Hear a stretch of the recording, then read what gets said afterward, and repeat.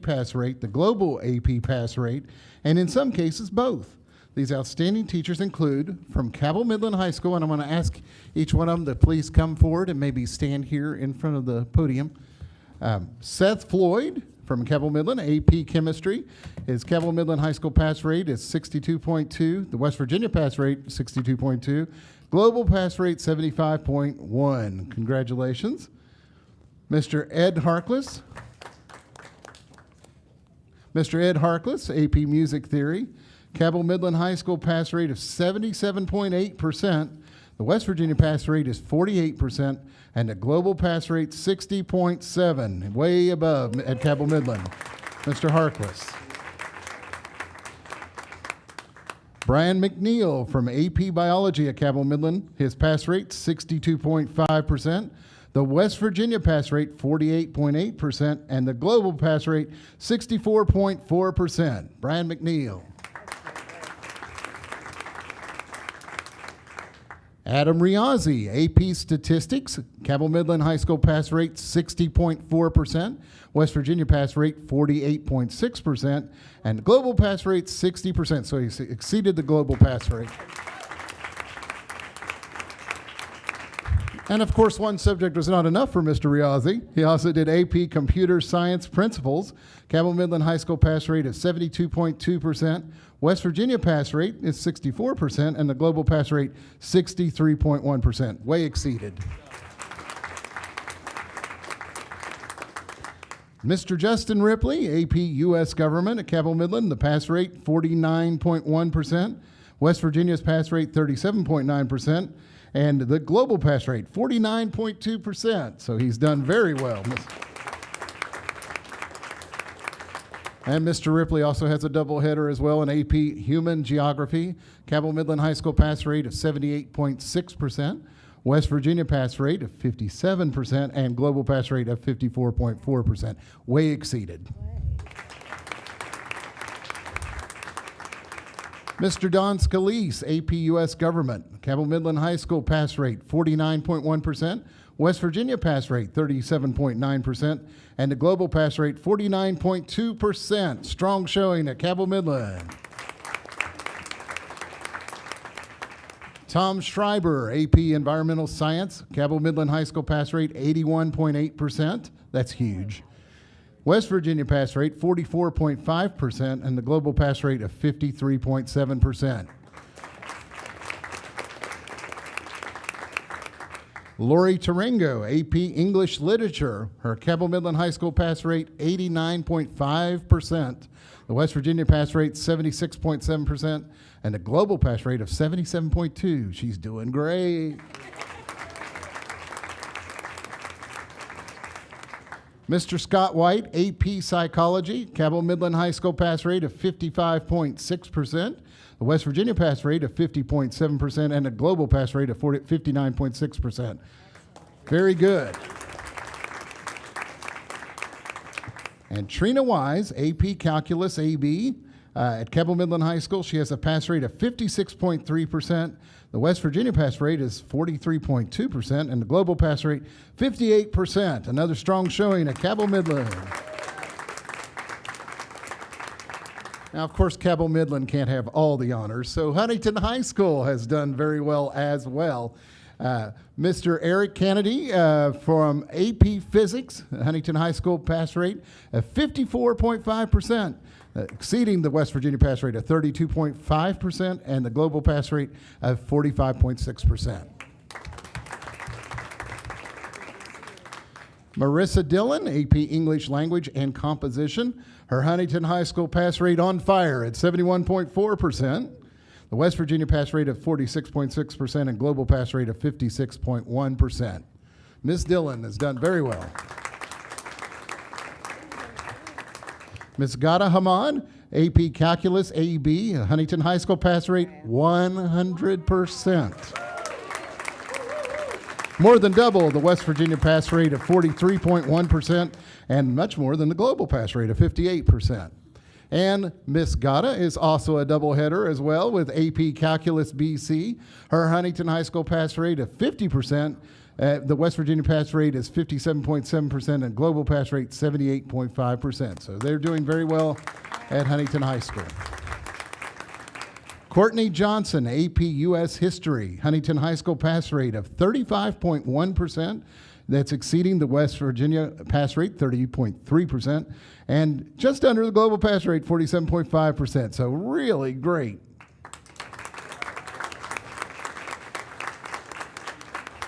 Kelly Coffer, AP European History, the Huntington High School pass rate, 100%.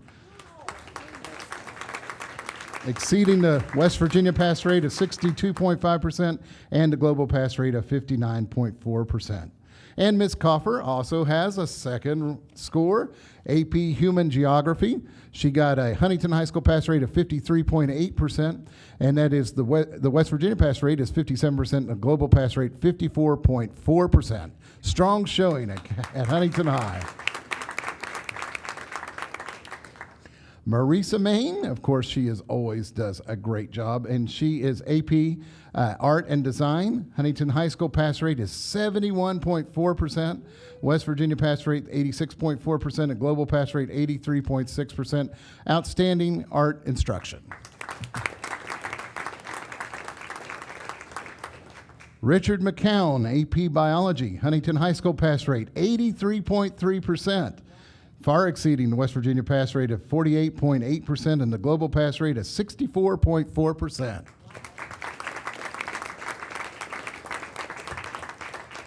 And this one's a joint award for Heather Reed and Amy McElroy, AP English Literature and Composition.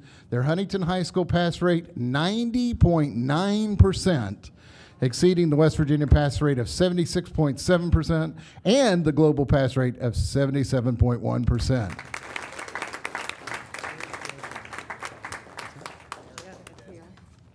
Eric Desmond. Eric Desmond, and this is his as well. Oh no, we missed one in our agenda. Let's Mr. Eric Desmond. Mr. Eric Desmond, AP U.S. Government, Cabell Midland High School pass rate 49.1%. In the West Virginia pass rate, so he's exceeding that at 37.9%, and the global pass rate of 49.2%. Very, very good, Mr. Desmond. Thank you very much.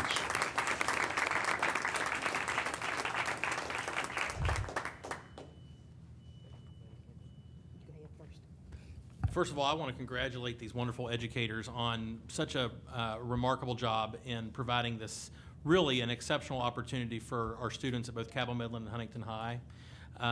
What people don't always realize is that when students are engaged in these advanced placement courses, that when they pass these courses, then they're actually getting the college credit that will give them an advanced start when it comes to college. And so not only is the content and the experience for them to be exposed to these rigorous college level type courses and preparing them for post-secondary education, it's also giving them a step up by earning those post-secondary credits. So this is just, and I will tell you, these courses are rigorous, but so is the instruction and the preparation that goes into being able to continue to provide these AP courses for students. What people don't realize is that in order to be an AP teacher, these AP teachers have to go through training every so often to stay certified to be able to do the AP. And so I want to commend these educators also on continuing to keep their saw sharp and to be able to provide these opportunities for our students. We're tremendously, tremendously blessed that you're educators in Cabell County, and I want to congratulate you on just such a wonderful, wonderful job. Thank you. On behalf of the board, I'd like to just say a few words. We are extremely proud of you. I know what you have done.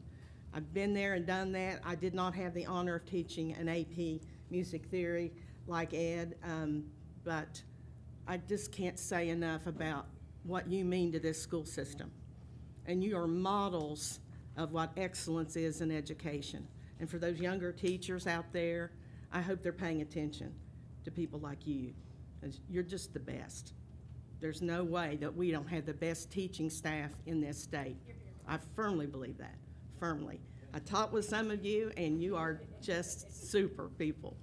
So thank you so much for your dedication to those kids, because that's what matters. Congratulations. Thank you all. All right.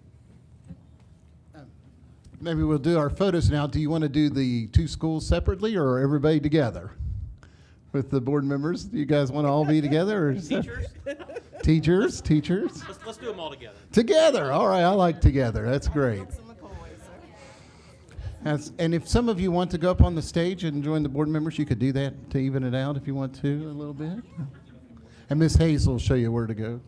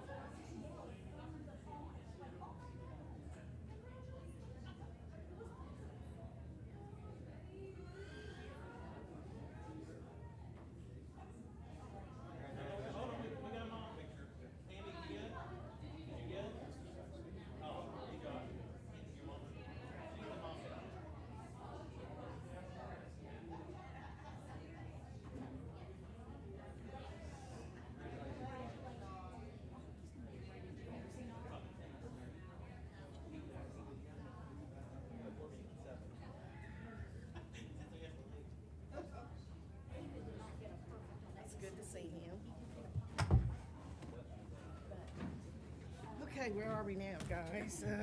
C, instruction and leadership. All righty.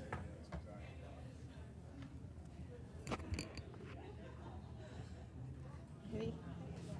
All right, I think we're ready to move on now. We're now to an update in instruction and leadership services. This is Kelly Watts. Good evening, President Smalley, Dr. Sachs, board members. I am actually going to turn it over. We have an update of the first week of school from each of our executive directors, as we're very pleased with our first days of school. And I'm going to, Kristen Giles, she's first, so I'm going to let her start with elementary.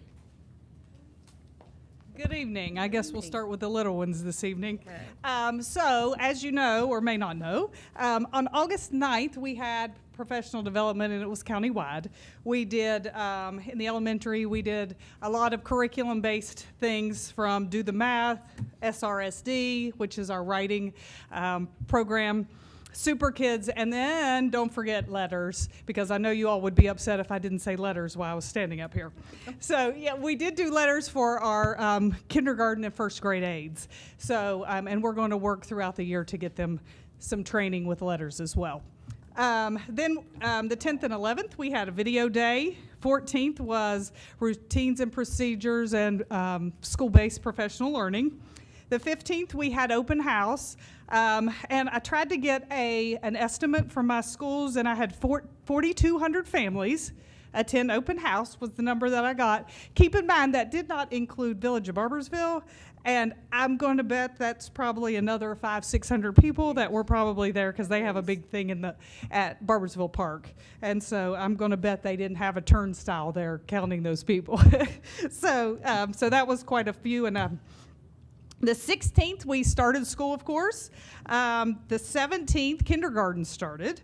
I was we had people all over the county, and, we had a great start for kindergarten. That's always a fun time. And then this week, on Thursday, pre-K will start.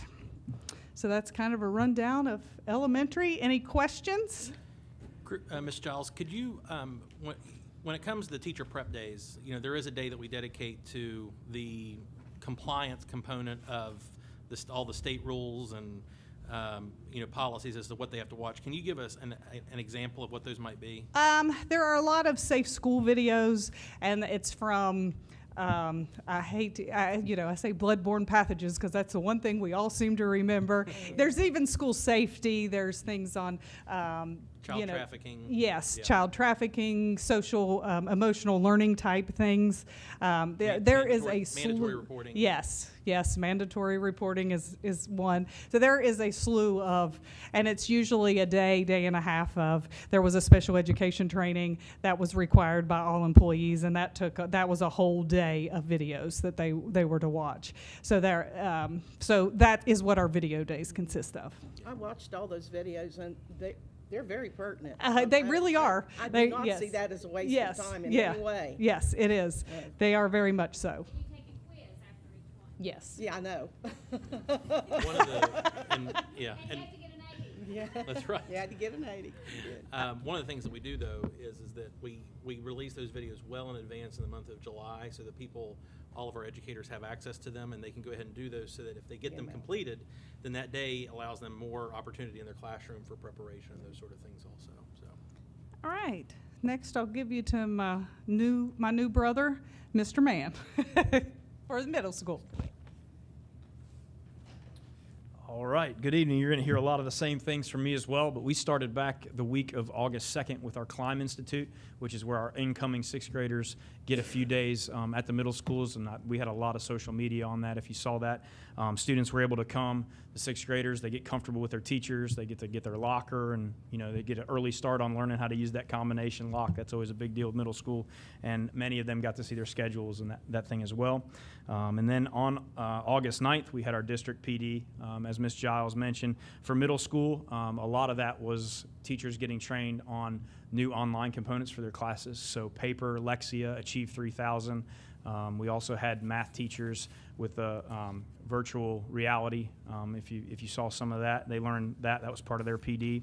The 10th and the 11th, as Dr. Sachs mentioned, those were safe school video days and the special education video days as well. And like you mentioned, that is a wonderful thing that they get that early, because if teachers get that done early, they have some extra prep time in their classroom if they choose to do that, which is always good.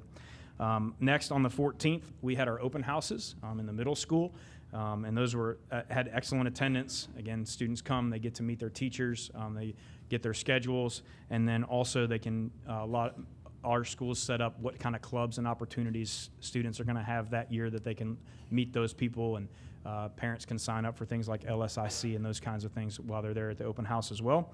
And then on the 15th, we had school-based PD, which is run by our administrators. That's a lot of policies and procedures, safety protocols, but also they get times to work in their PLC. A lot of our schools go over things like PBIS on that day as well.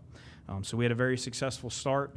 We've been around the county on those first few days especially, and I was very impressed with how smooth everything went everywhere. So any questions for middle school? Yes, ma'am. Sure. Give me a rough estimate, because I did not ask you prior, and I'm sorry. Sure. How many sixth graders attended that Climb Institute? I can get those numbers. I don't have them right off the top of my head right now, but I'll be happy to email them to you here in a little bit. I've heard really good things. I received Yes. a couple emails, and I had a couple people stop me in Kroger Mhm. telling me how fabulous that was. Yes. Their student was scared. They Mhm. were scared to go to middle school. They do. But by the end of the first day of Climb, they Mhm. couldn't wait to go. It's an excellent program that we're doing, and I hope we continue it, because it Yes, just ma'am. takes that fear away and gets them excited for school. I just want to know how many. Sure. Yeah, it's very well attended, but I'll get you specific numbers here in just a little bit, okay? Thank you all. Thank you very much. You will hear similar things as to my other two counterparts. But like middle school, we began the Climb Institute the week of August the 2nd. At each one of our high schools, we had approximately 200 kids who attended at one time, working on those team building and getting to know ninth grade teachers, but also going around and looking at the building, knowing where resources are located. On August the 9th, we had the district-wide PD. We focused, middle school and high school were both located at Huntington High School, and we focused on the content areas. Miss Ash held the CTE at her location at the Career and Technical Center. But on those PDs, we focused on CON. We have a new world language adoption, and so our teachers who teach the world languages were able to get their PD, as well as Achieve. WVDE provided some art, music, and PE for all programmatic levels, and we also were able to be a part of the PRISM PD. On August the 10th, we held our open houses at the Career Tech, Cabell Midland, and Huntington High School. Cabell Midland had a variety of booths, tables set up that students could go and visit as they went through the building. Huntington High School actually had a central location time where parents and students could come and learn more about the school prior to the opening of school.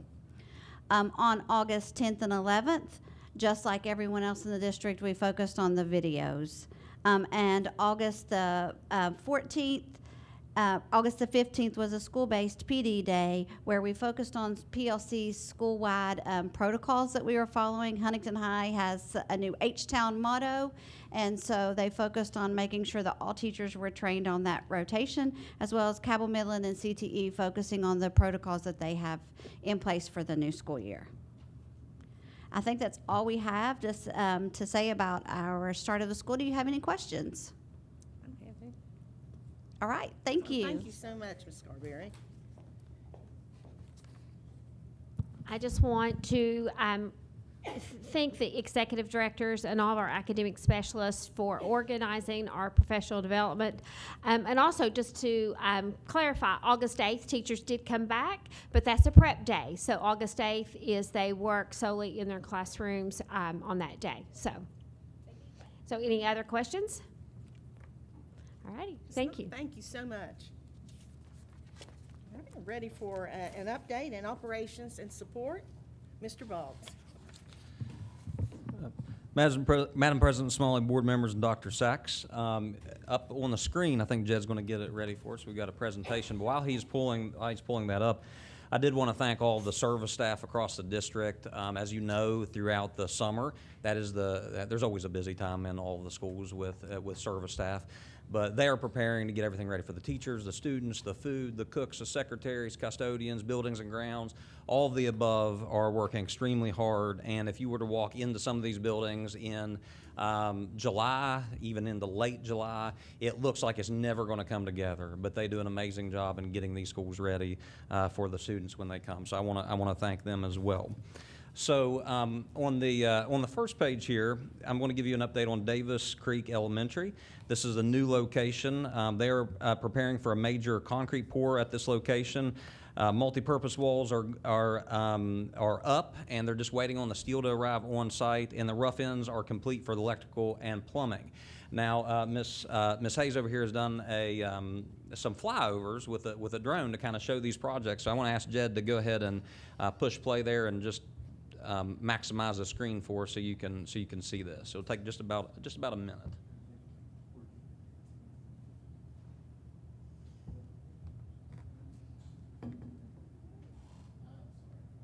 Well, there we go. Not cooperating.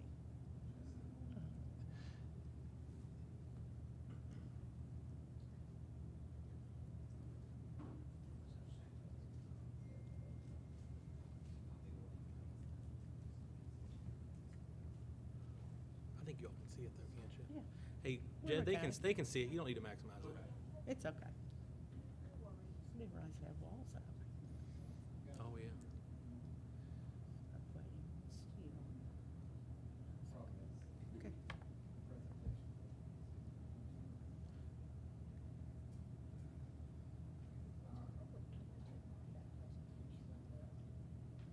And I apologize, on the screen, the presentation, something with the formatting. You all have got one, it looks like the formatting's kind of changed a little bit on the screen, but on yours, it's accurate.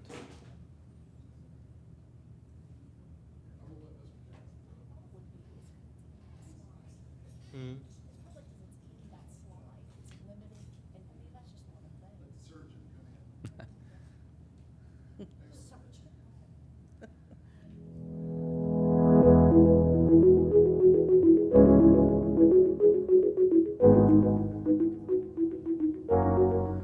So I think what we're seeing there is the multi-purpose gymnasium. Yeah, I'm not going to sing as we go through this. It does have music to us, but it does have the multi-purpose room there, and you can see the footers for the building. And what we're waiting for right now are the steel that goes on top of that multi-purpose room to be able to come on site. So they are prepping right now for the footers. They do all that at one time, or not the footers, but the slabs for the floor. But all of the exterior and interior walls are laid out.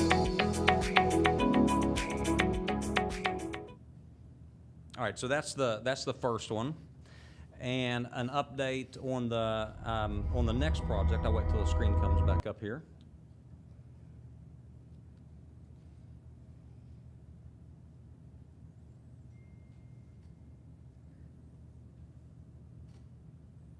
He's going to go ahead and show you probably Milton Elementary. We're going to kind of skip ahead. Right now on Morning News Now, double threat.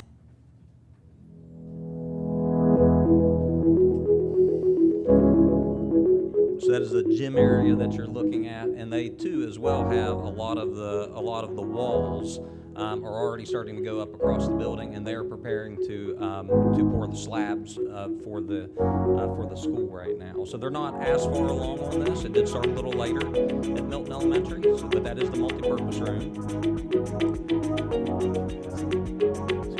And if you looked at this about a month ago, it didn't look anything like that. They're making very, very good progress. Beautiful setting.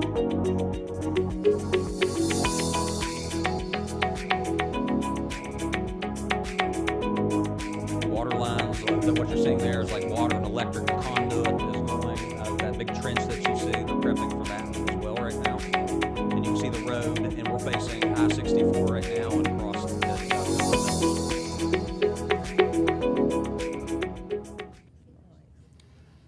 So that's the two projects as a flyover. I want to thank Krista for doing that, providing that footage, drone footage on there. So back to, I'm going to go to Meadows Elementary. So an update on this as well. We did receive good news the other day. The SBA did approve an additional $2.5 million the other day. That has went through and has been fully approved by the School Building Authority. So that brings a total of $12.5 million funded by the SBA to assist in this project. One important thing to note on here, and we do have some experts in the room as well, But the proposed drawings for the Meadows, Elementary show the bioretention ponds, which is going to gather the rainwater from and the drainage from that area. When the project is complete, all the numbers indicate that this will be an improvement to the watershed from that. So I'm going to go ahead and let Dr. Sachs. Thank you, Mr. Boggs. Yeah, board members, one of the things I wanted to also address is that, we do have Mr. Ferguson, who is the architect with ZMM Architects. They're the architectural firm that is working on Meadows as well as the Career Center, and has also done the safe school entrances at both Cabell Midland and Huntington High School. But we also received some comments from the community regarding the new Meadows Elementary project, specifically as it related to concerns over the water runoff and the Four Pole Creek area. And so Mr. Ferguson has been in contact with the DEP quite extensively, making sure that all of the concerns from our citizens and from us are addressed. And in consultation with the DEP also received some public comment requesting a hearing on the site itself. And we support that. We support a public hearing so that the community can express their concerns over the runoff, the water mitigation, to make sure that they're well informed, but also for the DEP to communicate their expectations on the site as well. Again, the DEP is going to have a public hearing so that the public can express their concerns over the water mitigation as it relates to the Meadows Elementary site. And I wanted to ask Dave Ferguson to come up and just talk a little bit about exactly what mitigation strategies are on the site and the consultation that you've had with DEP up to this point as it relates to the water runoff. Okay, we have 2 retention ponds on site, and we submitted drawings to DEP back in May. And before they will issue our permit, they wanted to have a public hearing based on the 10 letters that they received from the community. It's not uncommon to slow the stormwater runoff in Huntington at all. It's not uncommon at all. We did it at Camac. It's done on every project pretty much in Huntington. They did say that based on our retention ponds that we have on site, that we will improve the runoff on our site by 54%. So we have improved the water runoff on the new site for the Meadows School.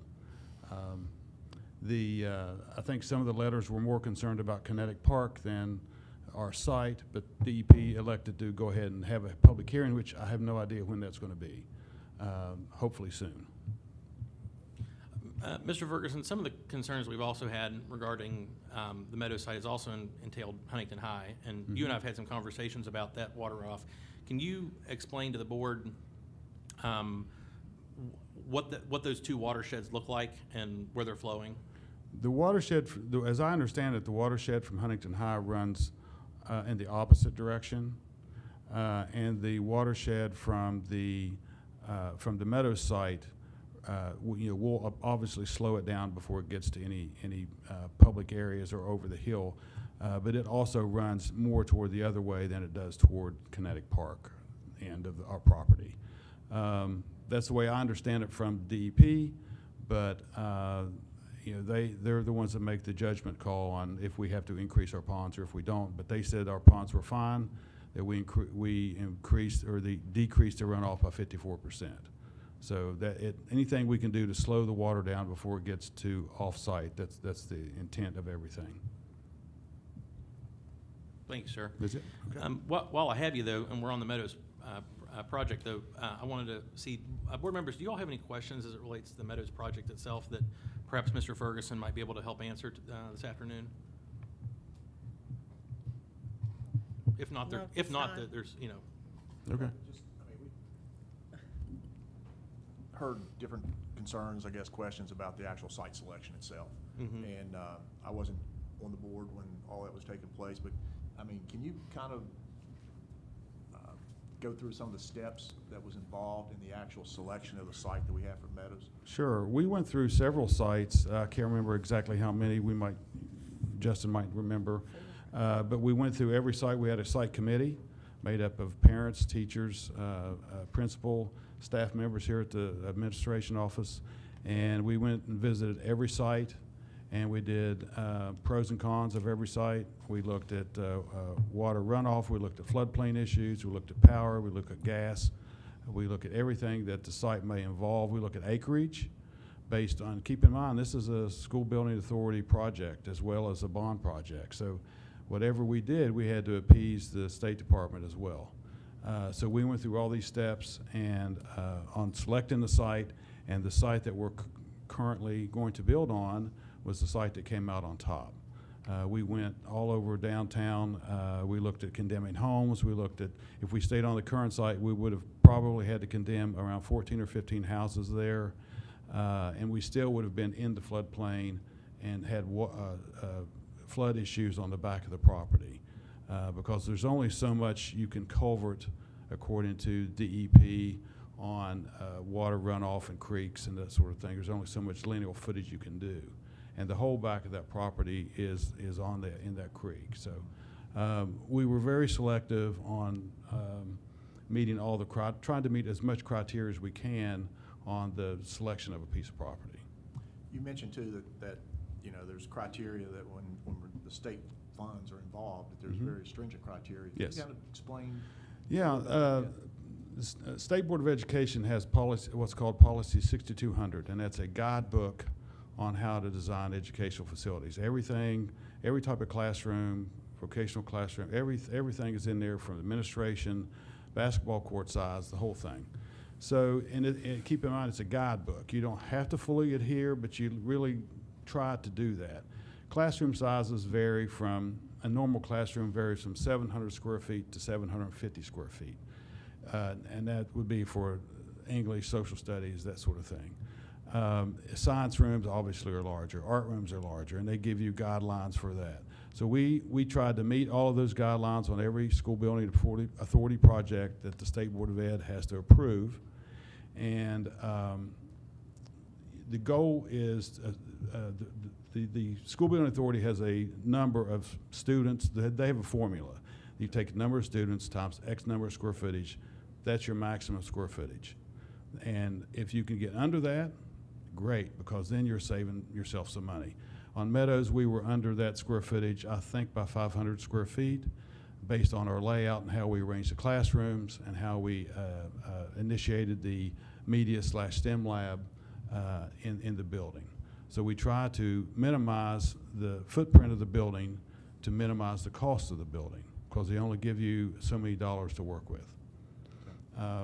If you go over that square footage on a typical school building authority project, then they always tell you that you own that dollar amount that you're over based on the square footage amount. So at Meadows, we're actually under the. We're under the square footage. And assuming that's approved by the, I mean, it goes to the Yes, state. it goes before, after we go through all that here with your staff, we have to submit it to State Fire Marshal's office, as well as the School Building Authority and the State Board of Education have become, in the past couple of years, more active in reviewing drawings and projects as well. Well, and I think that's an important point, is that all throughout the process, the School Building Authority reviews the proposals in the architectural plans, and they'll bring up concerns or things that they feel like we Right. need to address that could be overages and those types of things. So Correct. we're- There are 4 steps. One is schematic design or programming. You program the building, you sit down with the staff and you program every room in the whole building and circulation space. And then you send that to the SBA for approval with a budget each time, and you have to meet the budget. And then you submit one at schematic design, one at design development, and one at construction documents before you go to bid. And you have to get their approval before you go to bid. They will write you a letter and tell you exactly how, what they think. If they think you need to improve on something or correct something, they'll let you know about it all along the process. So there's all those steps you have to go through prior to going to bid. Anything else? Okay? Thank you, sir.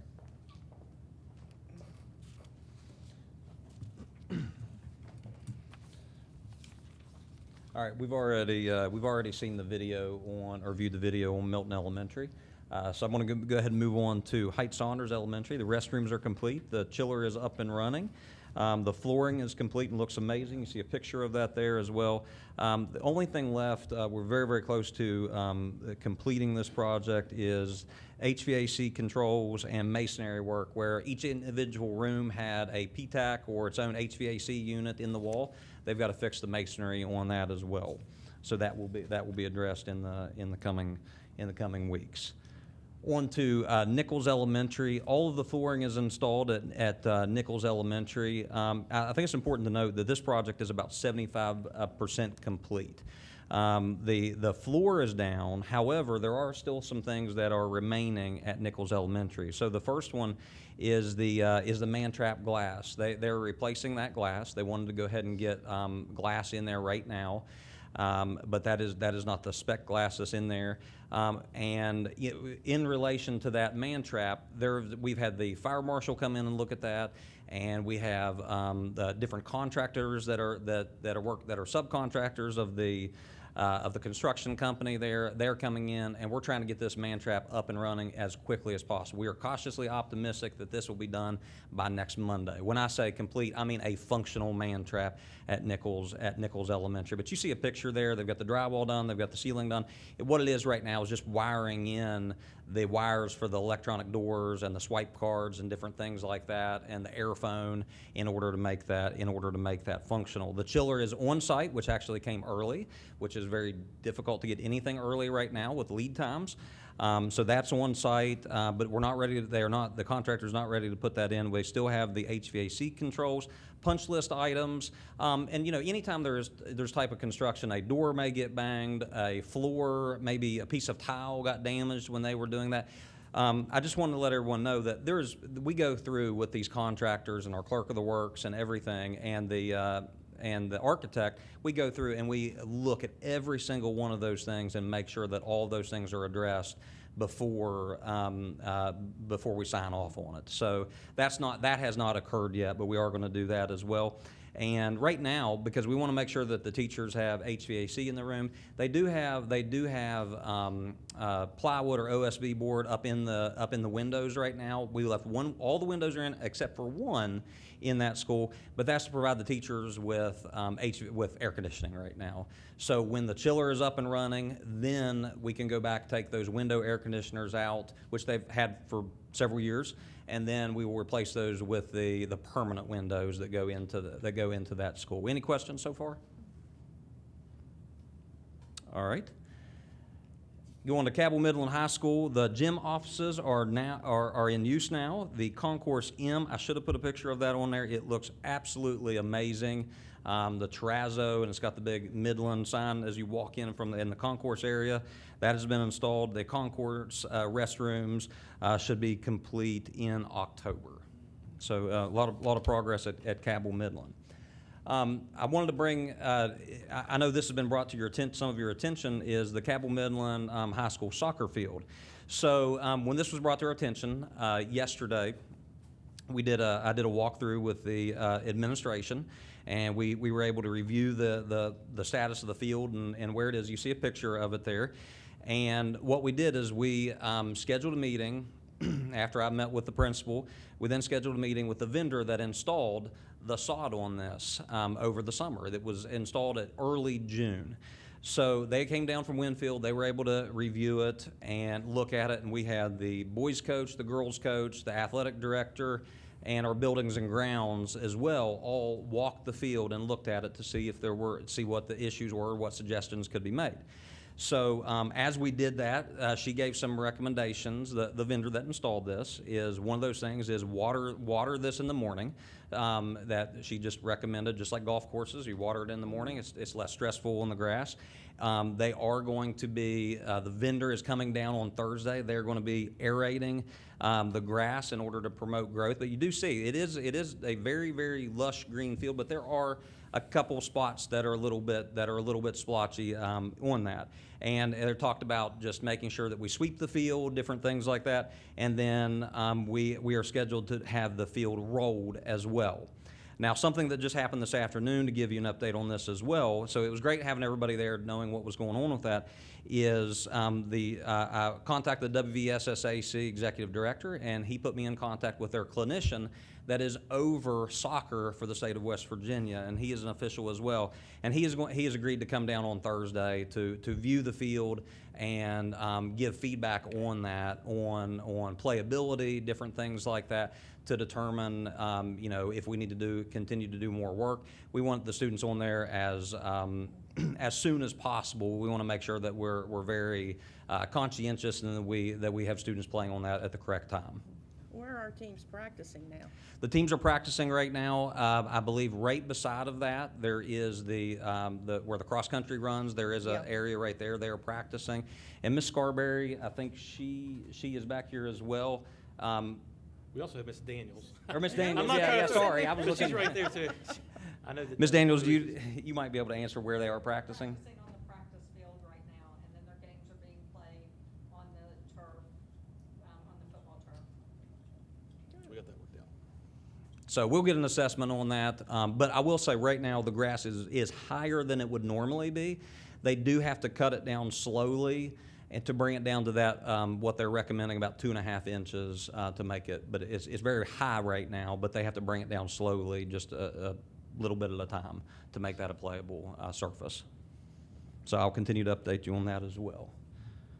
I would personally argue that the field's in better shape than it's ever been, but the problem is that where it's sod, you can have grooves where the sod pieces are coming together, and so allowing it to establish itself with the root systems helps take care of that.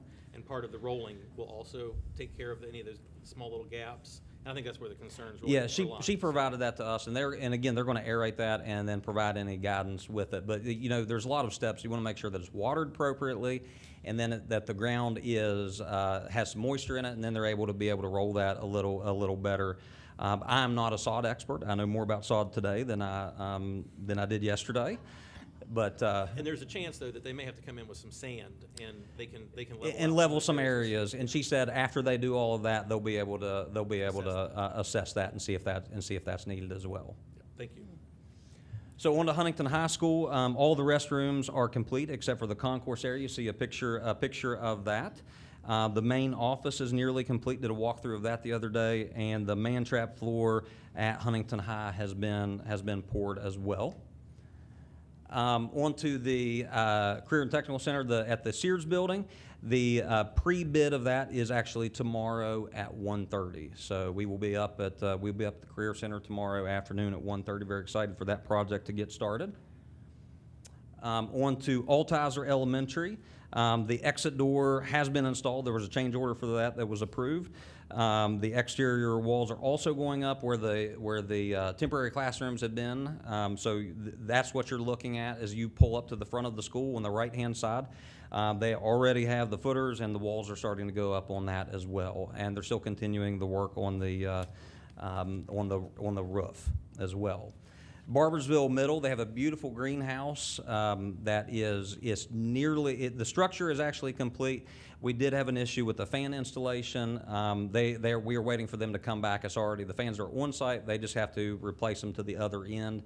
The contractor is taking care of that, but we're also waiting on AEP for the electric to be able to hook that up. Our water is good to go. We're just waiting for on the electric as well. We expect spring flower sales. It's behind Where is that greenhouse? It's behind the bleachers of the football field. Yep. Where the press box is. On the home So side. it's directly, there's like a little road that went back there. It's directly behind this. It's beside, but not in the way, or will not be hit by any discs where they practice or shot put. They do practice. That's right.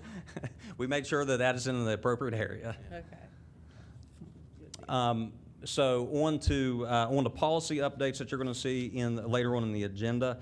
We do have a policy updates on their first reading, and they're relating to leave procedures, and there are several of them on there. And you're going to see service policies and professional policies that actually mirror each other on there. But what we're really doing is we are ensuring that the new PEIA insurance guidelines that we align our policies with the new guidelines for PEIA regarding insurance coverage for employees. That's really the purpose. That's really the purpose of that in that first reading of policies. And then you're also going to see a second reading of policies that we had on the last board agenda, and that was 1540, termination of administration. However, really what that is a laterality policy, dealing with that if you've got an executive director of this is lateral to another executive director. And that's just saying that in personnel season, if positions are eliminated or anything like that, I didn't use that as an example because it is. I'm just saying as an example that we have that in place prior to the personnel season this coming year. And then the other one is policy 5600, student discipline, and that reflects in the changes in the passage of House Bill 2890, really relating to student discipline and how teachers address maybe a disruptive student. And it just reflected that in the legislation that passed this coming year. So I'm concluding my update. Any other questions? Can we go Mr. back Pauley? to Meadows for just a minute? It was noted that we just got an additional $2.5 million from the SBA for that funding. If we were to, it was suggested last meeting that we make some drastic changes to that. If we were to make any kind of changes like that, would that $12.5 million be in jeopardy of being pulled back by the SBA? Well, anything that we would do that would change the scope of the project would have to go before the SBA for their review and their consideration, because to award this, we have to, the board would have, in order for the SBA to award any kind of grant regarding a new school, the board has to have already voted as to where the site was going to be and either have a letter of intent or acquired the site, which we were able to do when we apply for this competitive grant. So there would be, I don't know all of the logistical issues, but it would be some major hurdles that we would have to cross in order to appeal to the SBA that we've changed direction. Yeah, we work very closely with them and are constantly in contact every step of the way of these SBA projects that we have. Yeah. Any other additional questions? Thank you. Thank you, Mr. Boggs. All right, we're ready for communications from the superintendent, Dr. Sachs. Thank you, Madam President and board members. I'll let Jed pull it up here real quick.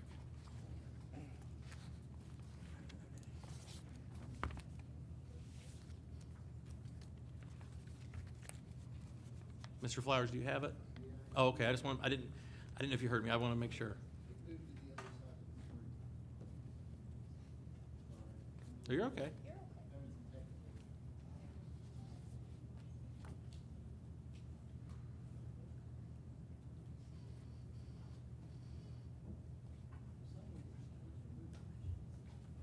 It's acting haywire. Oh, it's all right.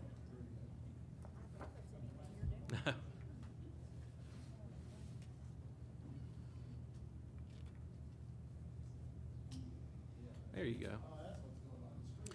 So as our executive directors provided an overview during our instructional update, we had our open houses, which were a resounding success. All across the school district, we had a tremendous number of families and parents that were in, and you could definitely tell that our schools were bustling with energy and enthusiasm, and definitely felt like the students were excited to see their friends again and their teachers. You saw hugs, and it's probably one of my favorite times of the year when we are able to welcome our students back through our school doors. And as is an annual tradition, several of the board members joined our central office staff at the bus transportation complex in Cox Landing to do our bus driver send-off. Our school bus drivers, I say it time and time again, are really sometimes the first adults in our school system that see our students, and they're the last to see them get off the bus and go home. And so they're really our first line of defense in making sure that our students' needs are being met, because they build relationships with our students. They understand when they're having a bad day. They can see it the first thing so that they can advise the school when they get there. They can also tell if they're on the way home and they're hungry. And so, again, building those relationships and making sure that our students know just how much that our bus drivers care is tremendously important, and how much we care about our bus drivers. And so this is always a wonderful event. I know that everybody is, definitely bright-eyed and bushy-tailed with full cups of coffee at 5:30 in the morning, but we definitely love this part of the year. The first day of school was, boundless with enthusiasm and excitement, and it was so nice to be able to visit as many schools as I possibly could. On the first day of school, I was in 11 different schools, and knock on wood, I think everybody knocked on wood at how seamless the days was going, and how positive things were, and how positive our students and our teachers and our families are as it relates to the new school year getting started on the right foot. So we're definitely excited for the year ahead. Also, this past week, we recognized our summer school graduates. We had 24 graduates from Huntington High School and Cabell Midland that did not allow the obstacles that had stood before them previously stand in their way of success. These students are true inspirations, that no matter what the challenge or what the obstacle is that you can always write your next chapter. And these students worked so hard, even after the May graduation, to meet the graduation requirements, working with our truly dedicated counselors over the summer, our teachers over the summer that were working with them on completing those graduation requirements so that they could walk across the stage. I find that the culmination of our school year is always the 2 graduation ceremonies at our high schools. This one, though, is truly meaningful. And I am so proud of these students and their hard work, and really their unwavering determination and resilience to bettering their future and earning that diploma. We also had, following the first day of school, we had kindergarten kickoff, which was orientation for many kindergartners and their families. This was a really unique opportunity for me because over the last 7 years, I've worn the superintendent's hat welcoming students through the doors, but on this day, I was able to walk my child to his kindergarten class for the first time at Culloden Elementary School. So Paul, I'm happy to say, has had a wonderful couple days at Culloden Elementary School. He's exhausted, and he usually is a child that wakes up at like 6 a.m. every morning, but we've been having to wake him up for school lately. So he's definitely getting his fill, and he's having a wonderful time, and I couldn't be more proud of my little boy. And then finally, has also become a tradition here in Cabell County is our farm to table initiatives. And so being able to buy as much local produce and product as possible. As you know, we have a contract with several local farmers where we are able to supply Cabell County or close to Cabell County. Some are actually raised right across the line in Mason at times. But we're purchasing local beef and using a local processor for our beef in some of our schools. That's occurring about once a month. But also our local fruits and vegetables. So we are able to attract local fruits and vegetables from the tri-state area, but one of which is really popular and was popular last year is corn grown right here in Cabell County, sweet corn. So Zach Winter's farm, which is in Lesage, West Virginia, is sort of right directly behind the transportation complex, actually, supplied 5,000 ears of corn for our students. And so our students down at actually Crossroads Academy worked with our cooks to be able to help shuck the corn, and they will be being served across Cabell County here in the coming days. So, and I will tell you that last year the kids loved the fresh corn on the cob that the food service staff was able to prepare. But again, it's right here. We're supporting local farmers right here in our backyard. So, Madam President, board members, that does conclude my superintendent's update for Thank you, this Dr. afternoon. Sachs. A Yes, lot ma'am. of good news there. Excellent. Next, we have delegations to be heard.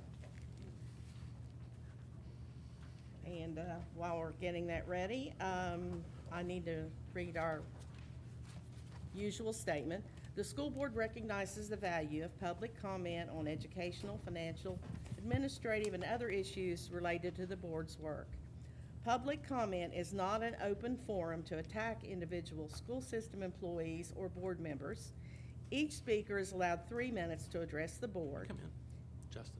This is a business meeting of the school board. The board appreciates the public input and will listen attentively, consider each comment, but we will not respond, debate, or answer questions during comments. Please note time limits will be strictly enforced. When you are called to come forward, please state your name, address, and group affiliation if and when appropriate for the record. Thank you. All right. Thank ready? you. And I apologize in advance. I don't know that I'm saying the last name correct. Maxine Yeagy? Yeahy? Thank you. I'm sure you'll get to know me. That's not a problem.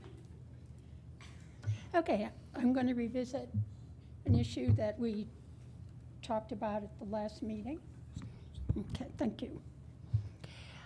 I was very disappointed and frustrated by the actions of this board.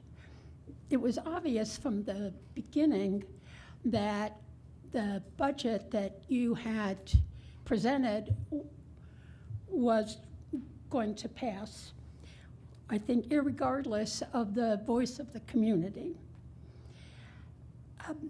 Your mandate is not just about the schools. It is also the parks and the public libraries. When you decide on funding for the public libraries and the parks, you're just not giving a handout. This is your purview. And it doesn't look to me like you're doing your jobs in this area. It looks like you failed the parks and the libraries. I'm wondering if you don't understand the values of, for instance, the public libraries. Here's an example. I was very happy to see that all the students received a tablet. I think that's very important in this age. But there are students who do not have access to Wi-Fi in their homes. So how are they going to do whatever work or research that they need on their tablets when they don't have access? The public libraries is a place that they can get free Wi-Fi. I mean, they can't hang out at McDonald's all day long. I'm wondering if you just don't care about these things. Now, because of your actions, I had a very important decision to make. I will not be voting for the levy. I can't, in good conscience, give taxpayer money, my money, and the money of all these people here and people in the community to people that I do not feel are doing their jobs. Thank you.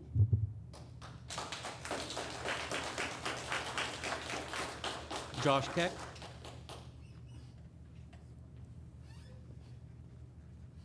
I'm going to read this time, sorry. Josh Keck, 2903 Staunton Road. Thanks for this opportunity to speak to you again. I know it's a busy time with the start of school.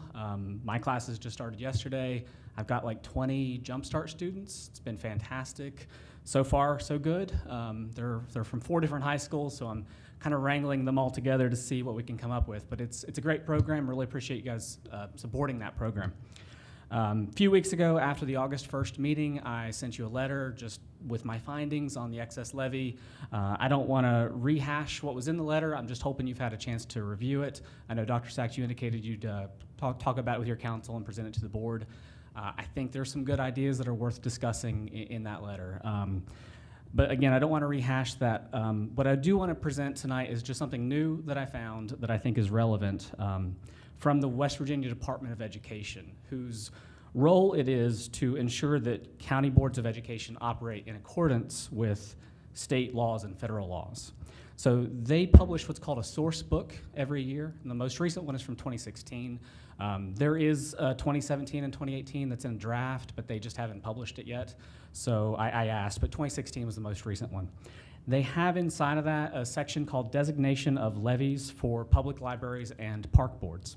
And so I'm going to paraphrase, but I'm going to read this. Through special acts of the legislature passed over the years, a portion of the tax levies of 11 county boards of education, 9 from their regular levies, and 2, Cabell and Lincoln, from their excess levies, used to be dedicated to supporting libraries and parks. The West Virginia Supreme Court ruled in 2013, however, that the portion of the special acts that required the 9 county boards to set aside a portion of their levy funds for the support of public libraries to be unconstitutional and unenforceable. So we know about that.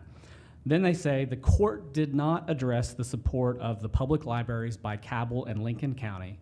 Therefore, the funding obligations of these 2 county boards remain intact. The court also let stand the support Cabell County Schools provides to the Huntington Park Board. That's verbatim from the Department of Education, who, again, it's their job to ensure that you guys follow the law. So the parks and libraries have both authorized legal action as necessary if it comes to that. I don't think any petitions have been filed yet, and I can't comment on it. All I'm going to say is that I wish we didn't have to. I wish that you would give us a chance to talk about this, to have a meaningful discussion and work on a possible solution that the public will support, that she will vote for and everyone will vote for. I think there's a pathway that makes everyone happy, but it requires you to rescind the motion from August 1st, rescind the motion to adopt the excess levy for fiscal year 26 to 2030. If you rescind the motion, that cancels the vote from August 1st. It doesn't put it back on the table. It just says you think it's worth taking another look. And we can't do anything unless you do that. Otherwise, it's just going to be fought out in the court system. So again, just please take a look at the letter, see if there's any good ideas in there, and I hope we can keep working on this. Thank you. Thank you very much. Sarah Brooks.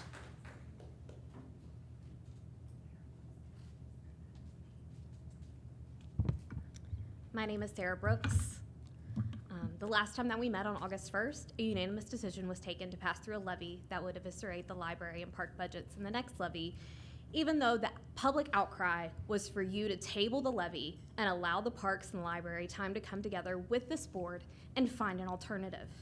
This week, we, the public, are asking for you to rescind that motion.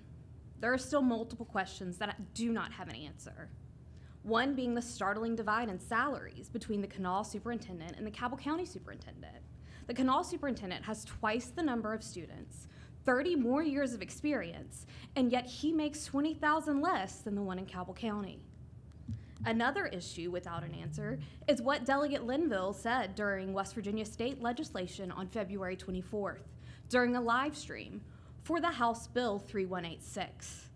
He knew privately that the members of this Board of Education have it laminated on having to remit the dollars for the park and library, to which Representative Scaff responds. So they are in support of not giving the dollars to the park. Delegate Linville says, I'm not sure that I can speak on behalf of that body, but privately, they've stated as much. That brings up several questions. One, why the board members were meeting privately with this delegate to discuss how to spend public funds. Two, if these public funds were being discussed, being cut in February, why did the library find out about the potential for this vote through the newspaper in July? And three, if this matter was being discussed privately with this delegate, why was the person who sits on the Board of Education and the library board not bringing that discussion to light in the 5 months of meeting? Another issue is that when elementary students started school this year, they once again do not have librarians. The public libraries, they happily picked up that slack in 2018. And in 2025, we do not know what these children will be doing for these types of resources. I am sure that you are well aware that since the August 1st meeting, that a Facebook group titled No Parks, No Libraries, No Levy has reached over 2,000 members, and that number grows daily. Finally, I would like to quote my friend Anna Chenoweth, who couldn't make it but did speak last time. We knew about the budget failures. We know who to hold accountable. We know who to campaign against. We know who to vote against, and we know who to stand against. The public is speaking, but are you listening? Thank you.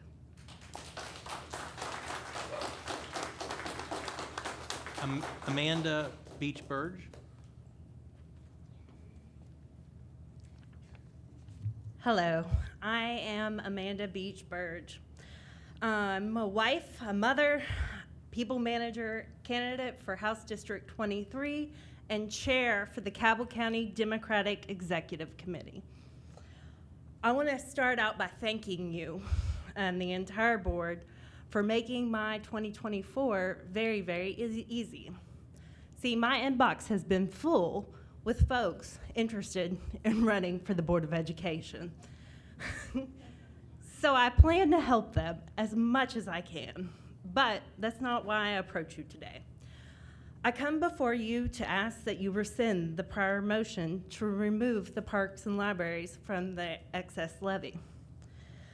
I've spoke with Mr. Pushkin when special session has just concluded and received a summary of the special session in which House Bill 114, signed by the governor on August 8th, provides $71 million of funding to PEIA. In addition to House Bill 114, House Bill 115, signed the same day, adds funds to the State Board of Education of an additional $55 million, almost 56. Judging by this money that has been reallocated, I imagine your emergency situation is no longer. I'd also like to make a comment on the architect. No study on water mitigation has been completed. MS4 studies do not need to be completed outside of city limits, but must be completed inside city limits. An architect is not a water flow expert. Additionally, I'd like to remind the board, you are elected officials that serve at the pleasure of the constituents. Judging by the last couple of meetings, many of your constituents are not happy with the decisions to remove the parks and libraries from the levy. Due to this, the levy may not pass. And I'd like to know how, without a levy, you intend to fund the $34,261 in raises you'll receive for the next 4 years, Ryan. Since superintendent funding does come from the levy, what will you cut then? Teachers beware. That concludes public comment. Okay, that's it? All righty.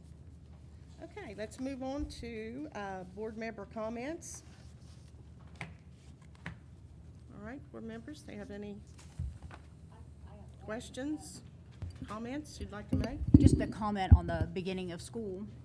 I've Okay. got, well, my oldest is a sophomore at Marshall now, but the other four, I've got one in high school, two in middle school, and one in elementary.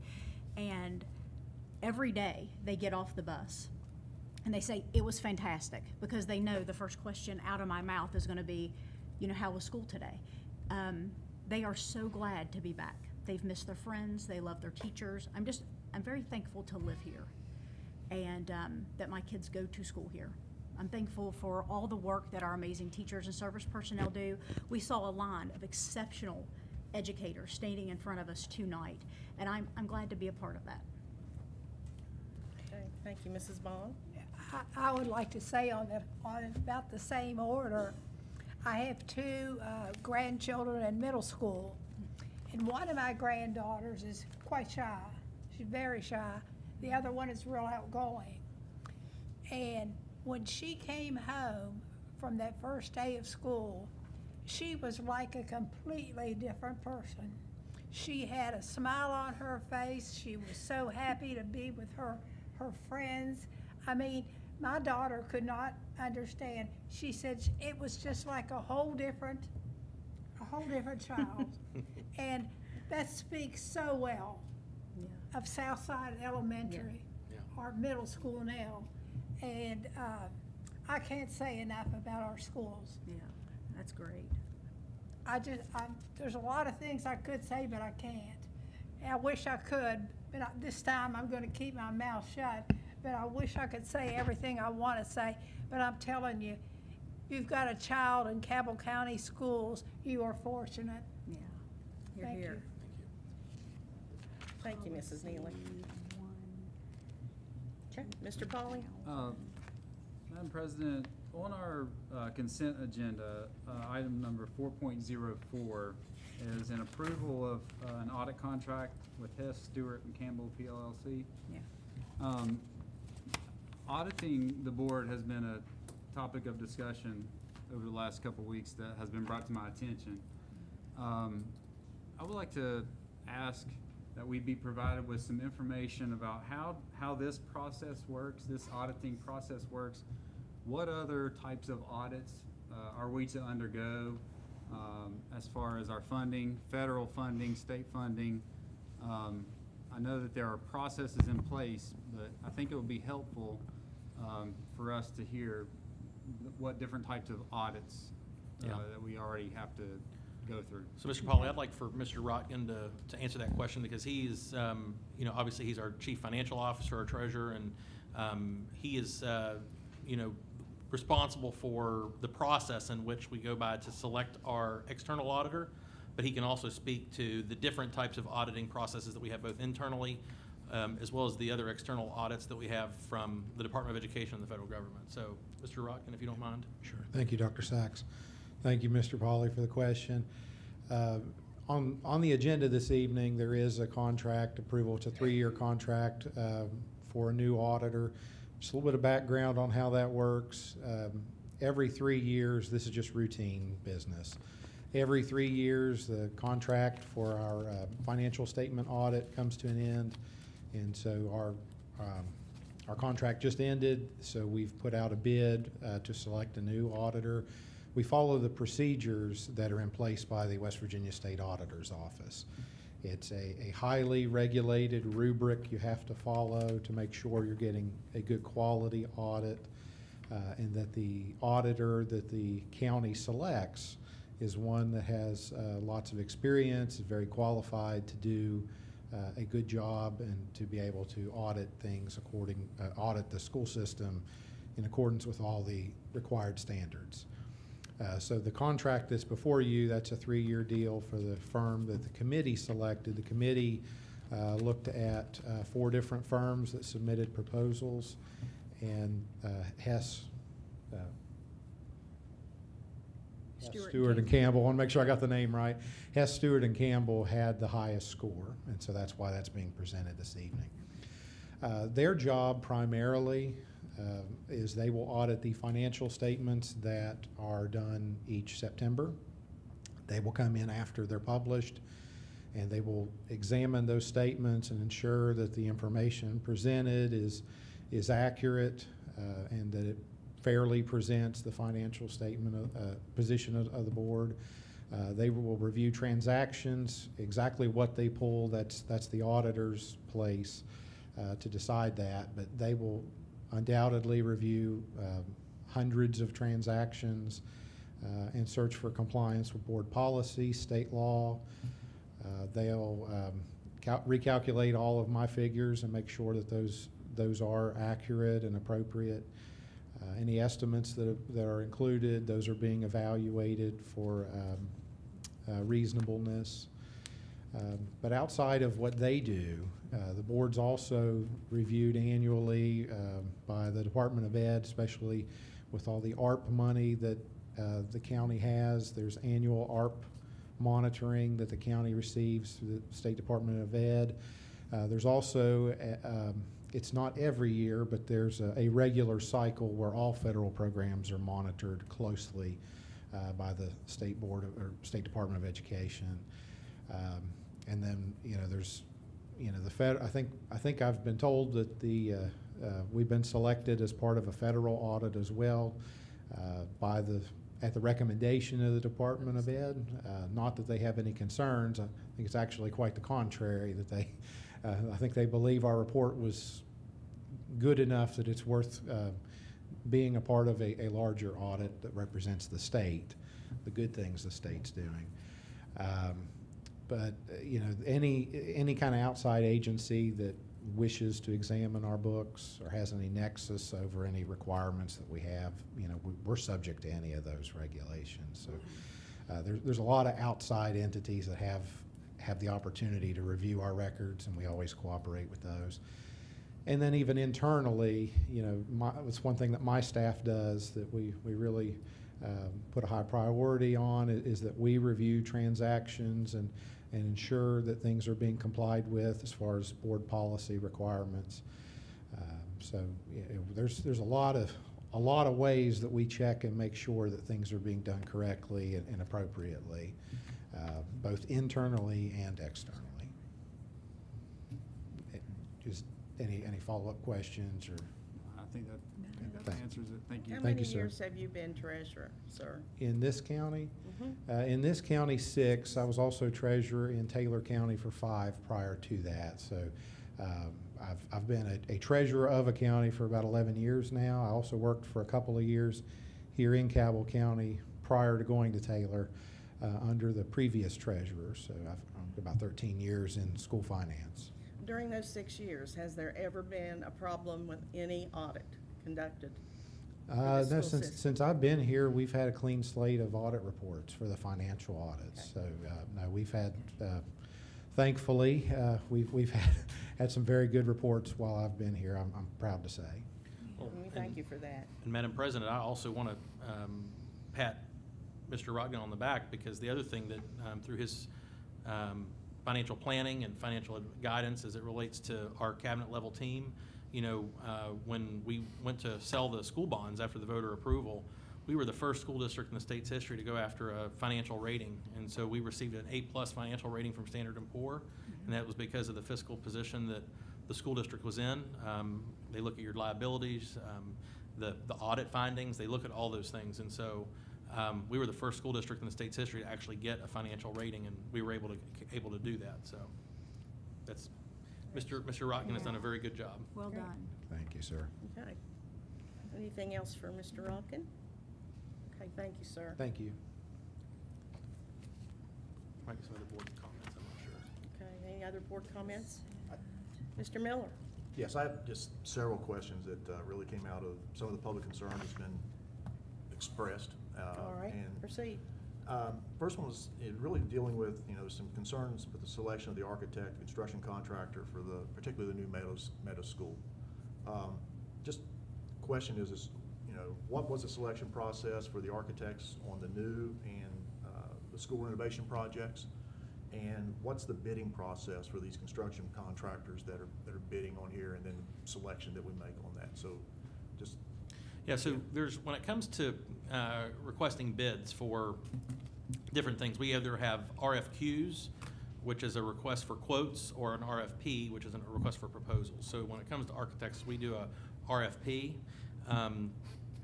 talking about the different projects that we're looking at. It could be sometimes one project, or it could be multiple projects. When it came to the Meadows project, it was part of the larger bond projects. So let's see, that included not only Meadows, but included Davis Creek, Milton, renovations to Heights Saunders, renovations to Nichols Elementary, renovations to both high schools, Huntington High and the Cabell Midland, and then the Career and Technical Education Center. So there was quite a few projects that were in that RFP. I don't recall how many proposals we had. I want to say it was probably somewhere around 6 or 7 that submitted proposals. And there's a rubric that a team meets and interviews the different proposals.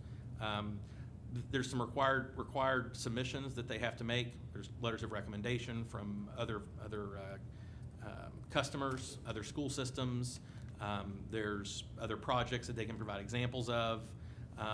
We sort of do a background check on each one to make sure that, hey, you know, I might call a colleague in Ohio County and say, hey, I understand you use this architectural firm. what were the pros, the cons. So, you know, if those things all check out, that all falls into the rubric as well. I can tell you that back then, one of the concerns that the committee had was awarding all the projects to the same architect. One of the concerns is bandwidth. You know, there's a lot of projects there. There's a lot of, you know, it's close to probably I think it was $111 million, $112 million worth of projects. And having the same architect, you know, building out and designing all those, put all your eggs in one basket. And it was also very important that we also were able to have diversity and not, you know, and creativity as it relates to all the projects. So we vetted the different architects. We ultimately landed with 3 different architectural firms. ZMM, which is Mr. Ferguson as one of them, Edward Tucker for several projects. Actually, so let me go back. ZMM was awarded the project for Meadows. They were also awarded the project for Huntington High, Cabell Midland, and the Career Center. Edward Tucker Architects was awarded the project for Davis Creek Elementary, as well as the renovations to Height Saunders and High Lawn. Edward Tucker had designed the new High Lawn Elementary School. ZMM had done the design for Milton Middle School, Huntington East Middle School, Huntington Middle School, Southside Elementary. I think there's some others. They've had a long history in Cabell County. And then we also expanded to McKinley Architects, which is out of Charleston also. They have an office in Charleston. They also have an office in Parkersburg. And they've been designing a lot of schools across the state as well. And so we wanted to be able to give them an opportunity as well based upon the findings of the rubric. And so they were awarded Milton Elementary School. And so, again, there's an RFP, there's a rubric that we use, and then based upon that rubric, we came up with the top 3 architects, and then we divided up the projects based upon those interviews. So once the architect was decided, or the pool of architects was determined, was there any rationale in some sense as to which architect got which schools, or was it just? Well, I think we looked at a couple of different things. You know, I think that looking at their resume of work and seeing, you know, what the different schools we know they were looking for specifically within the designs of their building. I remember Davis Creek, they were looking for a very much traditional school. Meadows wanted something that was had a lot of theme to the arts. And Milton wanted a very traditional looking building, sort of a lodge type feel is what they had expressed. We also looked at the experience of the architects as to what they built recently. So, you know, ZMM, for example, had just completed a career and technical education center for Wood County schools that was very impressive. And so drawing upon those experiences was really how experiences and where a lot of their more recent designs were fitting was one of the mechanisms that we used to determine who should get what projects based upon, you know, the interest of what the community was looking for within those specific schools. Okay. Then on the construction process, the bidding process there, what exactly? I mean, I'm used to federal government bids from a previous life, a previous job. So what's the processes here that we follow as far as state requirements on school bidding for construction projects? Well, I could speak to that, but I would actually like ask Mr. Ferguson to come up because the architects are who guide us through that process. And he would be able to speak to the timelines, the specifics of how we do that. I would also like Mr. Ferguson, if you don't mind, specifically talking about Meadows, you know, what have we done up to this point to make sure that the project was as close to budget as possible? And then what did we do after the fact once the bids came in? Okay. So you can go through the process first to help answer the question. Okay, I'll start with the process. Once we met here with the county, with the staff, and went over the project, went over the budget, and we reduced the project as much as we can within the SBA guidelines for a school building authority building. There are certain materials, there are certain things that the school building authority that they sort of require. They have design guidelines as well on their own, aside from the State Board of Education. So there are certain things that we have to put in this building and make it a 50-year building, if you will.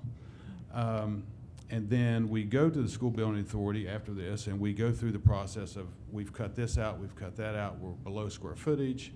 We've done as much as we can without changing the program of the building without taking out classrooms that you have to have. We've consolidated the STEM Media Center into one area to where it's not two separate rooms, to where it's, and we've made that a much better today, space of today than what most schools are building. Then we go to bid, we get approvals, we go to bid, and you have to follow state purchasing guidelines. So it's low bid situation. We cannot exclude a contractor that nobody likes. It's just if that contractor is low bid and he meets all the requirements, gets all of his insurances and bonds, and submits those according to the State Board of Education or in the School Building Authority guidelines, you cannot go above, go to the second bidder. You probably can, but you end up in a lawsuit with a low bidder. We typically, I've never done that but once, but most counties, they accept a low bid, and we have to move on from there. It's a little bit different than what the state highways do or what Corps of Engineers do in their bidding. It's a lot different. So we always have to take the low bidder. Dave, can you explain though, you've sort of explained a little bit of what we do to make sure that's within budget as we prepare, but After? Because Okay. that's something that we've done on every single project. Right. We've what's called people term it value engineering, but it's more of a cost savings measures. We meet with the contractor and the staff here to say, what can we take out of this building? What do we have in here that's a little bit different, that cost us a little bit more? And we found $247,000 worth of items that we could take off. We took off some metal panels, substituted them to brick. We took off, I think we were not including any alternates at all. We took out some gravel berm on the road. There was a list of, 6 or 7 items, I think, maybe more, 10 items. It all totaled about $247,000. We were allowed to do that. There was enough spread between the first and second bidder to where we could take off that much work. But we met with the contractor and went over all of this just to make sure it just wasn't our idea. We met with the contractor and said, what do you see that's different about this job? And we took off those things and we pulled it in another $247,000 off the contract. I think it's important to note that 2 of the alternates, the reason we do alternates, and the other thing, Mr. Miller, is that when you list your alternates, you have to go in order of how you would want to fund your alternates. So whatever's number 1, if you can't do number 2 without doing number 1 in the alternate. Yeah. So our number 1 alternate was it was a culinary classroom for students to do. It was like culinary STEAM type stuff, and that was something that the school had requested. That was alternate 1. Alternate 2 was an outdoor classroom area. Alternate 3 was, I think, a certain metal roof. Some additional metal roof. And then there was a generator that was also included. So we didn't go with any of those alternates, which saved us about another, I want to say it's like $1.2 million from the project. And it was hard to do that because the school really wanted to be able to have this one classroom, but it would have put us over square footage by about 750 to 1,000 square feet, and a total cost of somewhere probably around $400,000 or $500,000. And so I don't remember what that exact number was. I can't remember. But we opted not to go in that direction at this time because it would have continued to put the project over budget. The same thing applied with Davis Creek. Davis Creek was a little bit of a different situation because as we were planning it, we sort of had some struggles to get it to the appropriate square footage.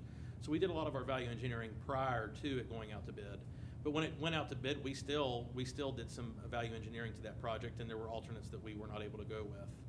Milton Elementary was another situation where it came in, and we were able to value engineer about $700,000 off of that building just in what we were able to change in materials with what McKinley had selected. So there again, we've been able to try to bring those more into relation. But I think it's also important to note that these projects are not an anomaly either. Right. And I'm glad we have Dave here because Dave is probably, when it comes to school buildings across the state of West Virginia, one of the two busiest firms across the state as it relates to building school facilities, as well as other. Mm-hmm. They did the Charleston Civic Center. They've done multiple huge. They did Valley Park in Putnam County. What trend have you, we've talked about this, I know, but I think it's helpful for the board to know, what has been the trend on these construction projects for schools, and maybe give us some examples? Okay, first I want to say that the School Building Authority would not have awarded you $2.5 million had we not gone through all those steps. Had we not gone through the value engineering, had we not gone through the taking it out prior to bid and been under square footage. If we would have been over square footage, we wouldn't have got any money. They just don't do that. And they quit doing that years ago, but because of this inflation that's unheard of, we went through 40% inflation over the past 2 to 3 years. So across the state, bids are coming in 40 to 45% higher than what normally you would see. What you would see 4 years ago was in the $250 a square foot range, and now you're in the $450 to $500 square foot range. And it's across the state. We bid projects all over the state, and Mineral County, we've run into the same problem. We bid a roof project in Romney for the School of the Deaf and the Blind, and I think it came in at $51 a square foot just to re-roof a building. And that normally, prior to the pandemic, would have been about $9 a square foot. So all the goods and services are extremely expensive. Some of the hard to get items, our electrical panels, can be a year out. So contractors have to adjust their fees, they have to adjust their delivery times, and so their duration of construction becomes much longer, and their overhead and profit becomes much larger because of that. But we're seeing anywhere school construction between $450 and $500 a square foot. And that's just not, I mean, it's not just school construction. Hospitals, where it used to be $450, now it's almost $1,000 a square foot. So it's across the state, and it reaches into Virginia and Pennsylvania. It's not just this area. And what was it in 2020, the square footage cost? School Building Authority allows you to, and they're in the process of changing their square foot costs. For an elementary school, it's $305 a square foot, but that's total. That's not just building construction. That's all the fees, all the permitting. That's everything involved in that. That's what they allow you for your dollars. But school construction dollar per square foot in 2020 was probably around $200. Yeah, I mean, that number's now 450. 450 at least. Mm-hmm. I mean, through my network of knowing what's going on in other school districts, I mean, we have a school district just right next to us. They ended up having to completely go back to the design phase because it was so far over budget. And that's the good thing is that we've not been in that position where the whole thing had to be scrapped because of how bad it was, and again, we could see the writing on the wall, as the inflation and the pandemic started, ramping up. When the first couple school renovations occurred, we could see that the inflation was there, and so we've been trying to prepare for this, and I'll be honest with you, I think we've done a pretty darn good job of it. We still have, because we have a commitment to the taxpayers to be able to do these bond projects, we have to complete them. And, we still have the Career Center that has to come back, and we'll have to see where that falls. But this is not an isolated situation to Cabell. In fact, I would say that because of our due diligence and going back to the architects when we feel like it's going to be over or it's over square footage has helped keep us in a position where being able to accomplish all these things, even with that 40% inflationary cost, makes them possible. And so delaying a project based upon what we know today, I mean, delaying construction, I personally don't see any potential. I don't see any indication showing that these costs are going to come down, construction costs. I mean, you just don't see anything that's going to happen. No, we get reports from different contractors across the state and Virginia, and they're not seeing any downturn. You might see a little bit of stabilization, you might see a little bit of a dip, but it's not, we haven't seen anything in 2 years that has indicated that it's going to come down. If anything, it'll stabilize at these levels as far as costing levels that we're seeing Right. as of today. And, you know, a lot of subcontractors, or so like mechanical contractors, they've had a lot of what I want to call COVID ESSER funding.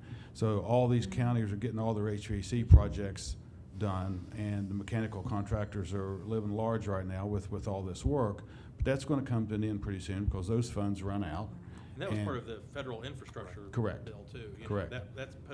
that put another huge inflation. It's a supply and demand thing. And I think that was Davis-Bacon wages as well. So those guys had a little bit higher cost going in for those construction projects.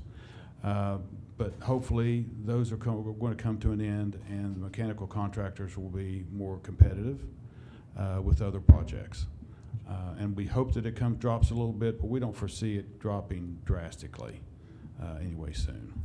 And Dr. Sackman, this is a question probably you and Drew both, is when we have these costs that are above the bond numbers that we were that the citizens approved of, those fundings, that additional funds comes from where? Yeah, it has to come from our general budget, our general fund. And so, you know, a lot of times that means that we have to dip into our fund balance to be able to cover those. And that's where I'm saying that we've been trying to prepare for these overages by having a healthy fund balance, but also making sure that we're protecting that fund balance, that it doesn't get too low to what would require the state to say, hey, you don't have enough in your fund balance to protect yourself in the way of an emergency. So we normally have to have about 16.6% of our annual budget in our carryover, or I'm sorry, in our fund balance, which equals about $25 million. And that's what the state would say is the threshold of being able to maintain a healthy financial position, so that if you have, again, 2 months of operational costs in your reserves. Now, as it relates to the Meadows project, you know, where it came in over and it was an SBA funded project, we had the opportunity, a very special opportunity that doesn't always exist and has only existed because of the inflationary costs. And all of the projects that were awarded in the same year as Meadows from the School Building Authority, I think there was maybe 4 or 5? At least 5. That have been able to go back and say, hey, our projects are over, can you help us out a little bit? And that's what we had to do. We had to go, once it came in, we sat down with the executive director and his staff. We communicated all the steps that we took to mitigate the cost, explained our rationale, also explained our financial position, and said, here is why we need some additional funding from the School Building Authority. And I would say that they were very, very understanding, and there are some projects that, based upon it, they'd only give them $1 million, or they'd only give them some of them maybe nothing. I don't know. But I do feel that the School Building Authority has been very good to work with, and sees the value in the projects and in the work that we've done in order to be respectful with the requests that we have. So that's a special situation, and I don't anticipate it really to happen in the future when it comes to the School Building Authority. They're going to, especially as they revise their square footage costs allocations for these projects. So, but to answer your question, it has to come from the general fund. We can't use federal dollars for these projects. We can't use COVID money for these projects. At least the new school construction. We can use the COVID relief dollars for like HVAC replacement, which we've done in some of our schools to make sure that our part of our 10-year facility plan issues have been addressed. But it has to come from the general fund budget. Okay. Just one last question. I think it's probably more for you, Dr. Sachs, that I'm looking at these things too. You know, I know, people have been expressing that we can just absorb all these additional costs or funding that we have. We've been given and been given to the park board and to the libraries because we have such a large budget. Mm-hmm. Even with, we've sat through these budget meetings, and even with not providing the funds to those two boards, we've had to make significant cuts, and I don't even know what those totals have added up to. Do you know? Drew, or what are those total? What's those total numbers that we've actually had to cut so far just with that? So. Yeah, I'm going to ask Drew to come up and answer that question a little bit. But before he does that and speak specifically to the levy call, right. Of what we were trying to address there and making sure that we had a balanced levy call budget. You know, this board, looking at the fiscal forecasting that Drew and I provided back in May, you know, talked about where our position is now, which is healthy, but we were operating in the red because of several legislative requirements. And in order to try to have a balanced budget, not to eat into our fund balance, because again, we have these projects that we have to be able to do, this board made some very, very difficult decisions even after we had 80 positions that we had reduced 80 positions in the school district. And you know, everything from there were playground activities or items that needed. There was a roofing project or two that had to be eliminated. Our asphalting budget we have 27 different sites across the school district. The asphalting budget was, I think, reduced from $500,000 to nothing. So there were some big cuts that we had to do there. And what this board, really discussions around it was what can we cut that wouldn't impact what goes on in the classroom?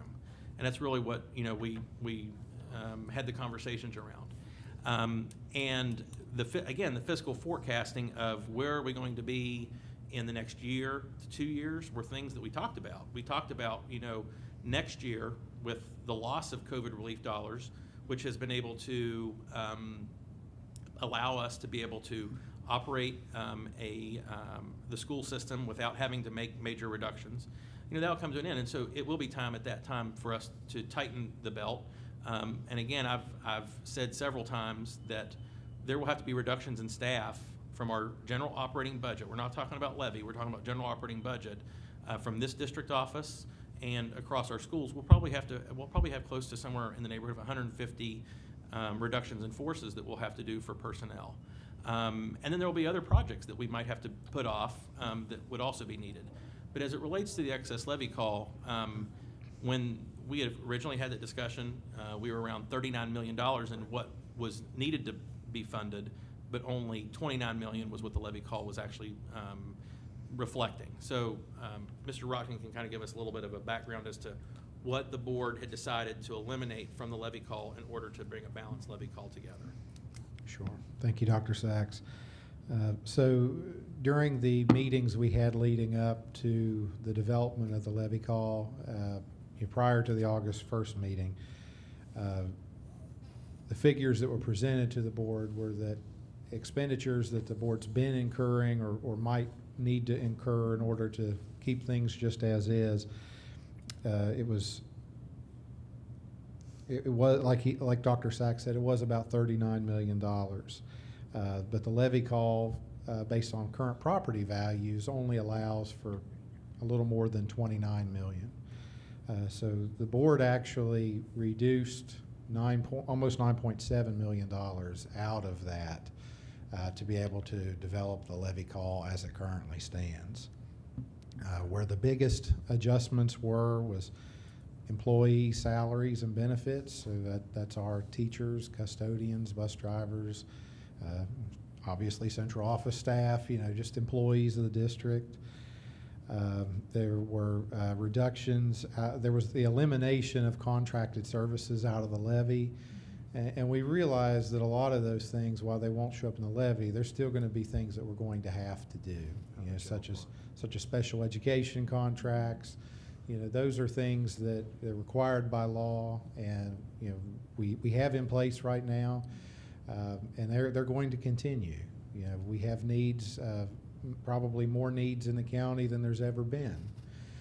Last year we added over 20 positions alone just during the school year for special ed because needs arose as the school year went along. I think in the budget presentation in May, I think I told you all that this year we're budgeting over $25 million for special ed, which is almost $4 million more than what we did the year before. So there's so many things we're going to have to accomplish, whether it's in the levy call or not, special ed just being one of them. But there was an entire section that was over $2 million for contracted services. That was eliminated. Facilities maintenance, there's some major cutbacks there. That was roughly $900,000 or so. And then, there were obviously reductions with the library and the park board, among other things.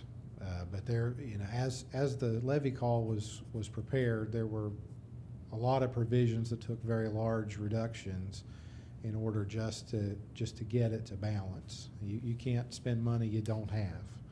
And so the development of the levy call balance is based on what the projections are with the tax values at this time.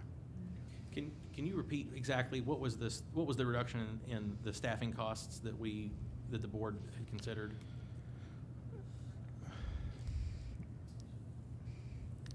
The way that this is presented on this sheet, this was the one that we had on the night of the first, where it was broken out into two lines because we added the provision of CTE.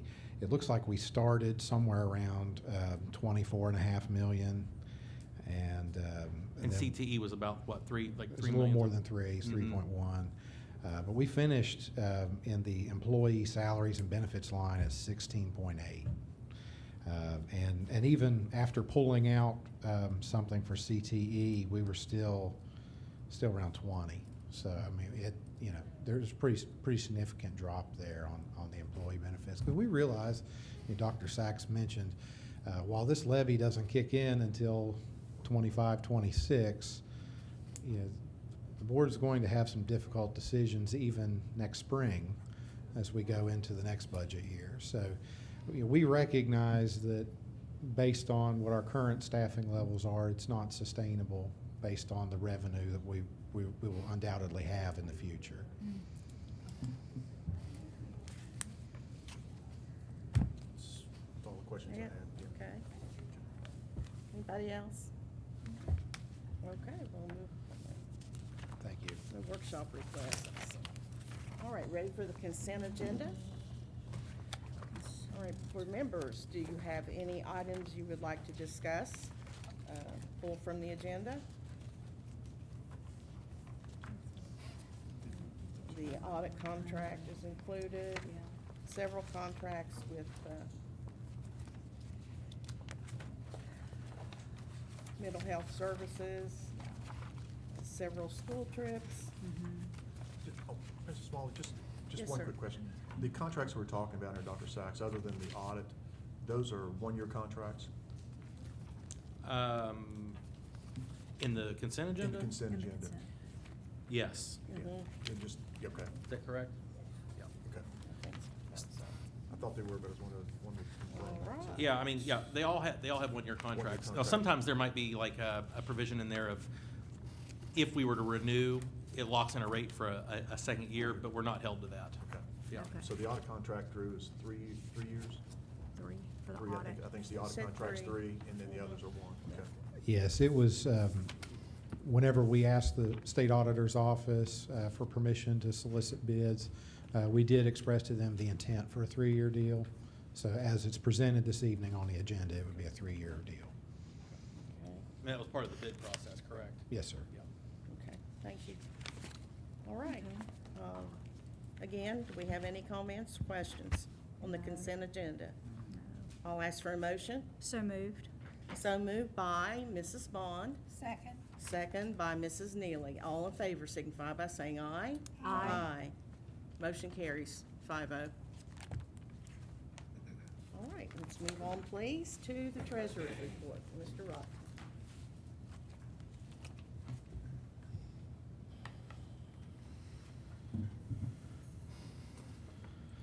Okay, so on the financial section of the agenda, there are a few items this evening. There's the July Treasurers Report, which will be in your binder. There's not a ton of activity because we're talking about the month of July, so that's really just the very beginning of the startup of the fiscal year. We haven't, in the month of July, we haven't started paying teachers yet. This is pretty much just summer activity primarily. There's also the July vouchers payable. Again, there's a list of budget supplements. There's quite a few grants that came in to start the year, and also the donation funds for the Cabell Midland baseball and softball fields. That's also included in the supplements. And I think there's one transfer related to federal special ed funds, just transferring as we start up, aligning budgets where they need to be, moving money out of reserves. Do you all have any questions for me this evening on the finance section? Just concerning the Midland, those funds have they been transferred, I guess, to the schools yet?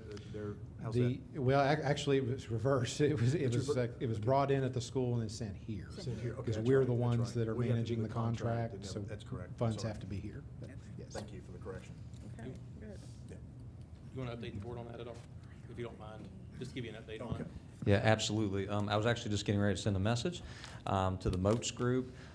We have all the legal documents have been sent to them. We are just waiting on a contract. We have the funds available. We are just waiting on them to send us the contract, and then we can send the PO to them. So we're very, very close. I've been following up every 2 or 3 days, just waiting on that, and I was just getting ready to send a message to them right now as well. Thank you, Mr. Boggs.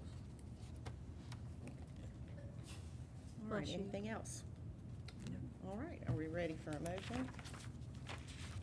So moved. All right, Mrs. Neely makes a motion, we accept the financial report. Mr. Pauly has seconded. All in favor signify by saying aye. Aye. Aye, and did you vote, Mrs. Neely? Mrs. Neely, did you vote? Yes. Okay, I'm sorry, I didn't hear you. So it's 5-0. Okay, thank you.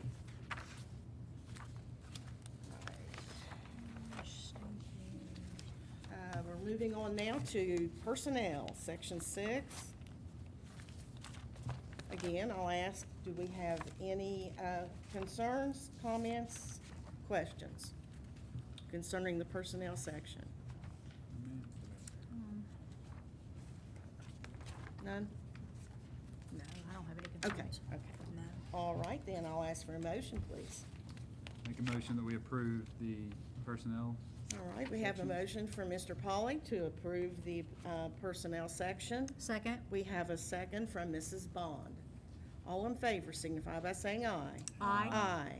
5-0, motion carries.